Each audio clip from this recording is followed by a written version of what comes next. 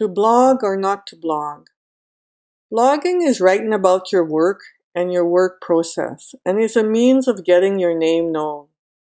Many artists struggle with this, but keep in mind that you do not have to create a blog. Blogging is optional. If you like writing, start. Regular posts are important. Quality regular posts are good, but irregular good posts are not.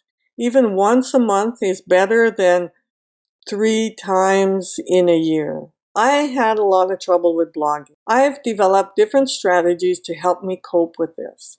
A blog is just a story or an article that you discuss or a topic that you discuss, something that might interest your readers. Blogging is seen as a form of networking. People will start to read your blogs, start following you, start looking at your work, and maybe buying your work. Others use it as an online diary.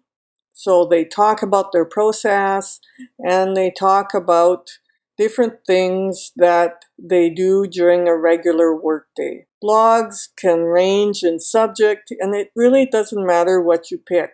But what you will write on as an artist is usually about your artwork, different ideas related to art. Some bloggers suggest that every once in a while you stick in a topic that's not about art. So if you really like dogs, for example, you could write an article about dogs. Or if you really are politically motivated, you could write a comment about the politics in your area. So most blogs include photos and some text. And because most people that follow artists are visually oriented, it's a good idea to include photos. Some blogs also teach different things and they show the process of learning these techniques. So if you're learning how to do a photo transfer, people will put in the different steps to doing that in their blog, or they will put in a video in their blog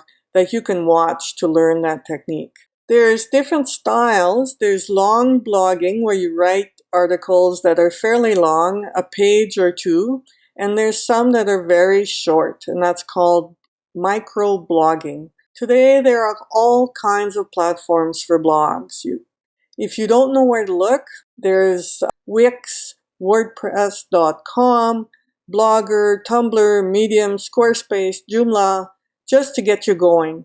There's hundreds out there. Often when you get a website, there's a location where you can actually blog right on your website. That would be ideal because everything is in one spot. Decide what you would like to blog about. Do you want to talk about your daily journey in art, or do you want to educate others about art? Once you have your idea, you need topics to write about. For example, if you decide you want to educate others about drawing with a pencil, you could blog about finding good art material. You could blog about finding a good art supply store in your area. You could blog about the difference between HB pencils and 2B pencils. You could blog about how to choose the right pencil for a certain drawing technique. You could blog on how to choose the right paper to draw on. You could blog on how to fix a drawing so it doesn't smear. What's the topic you would like to blog on? Write it down here. Then write down at least 10 different topics related to that main topic that you would write on. So if I write about painting in mixed media, what are the kinds of things that I could blog about if my main topic is writing on mixed media? Batch writing. Blogging can be fun, but for me, it's quite stressful. So what I do is I plan ahead. I make a list like you've just done, and I do batch writing.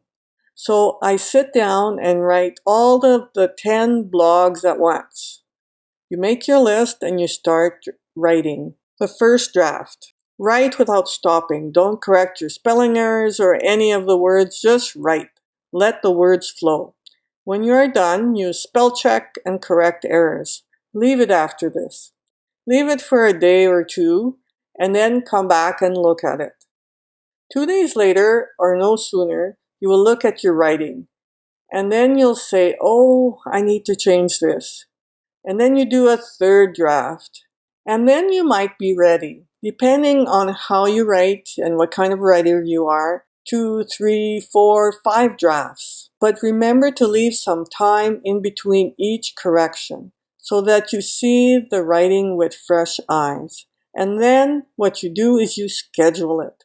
I love this option because I can write 10 posts, and if I am writing 1 post a month, I have 10 whole months that are filled and done. So I often schedule for 3 or 4 months at a time. This is a great option for people that want to save time. So when the first of the month comes up, you don't have to say, oh my God, what do I write about? What you do is you just have it all scheduled and ready to go. So that's it for this section. What I want you to do now is start. If you're going to blog, start right now. Pick a topic you're going to do.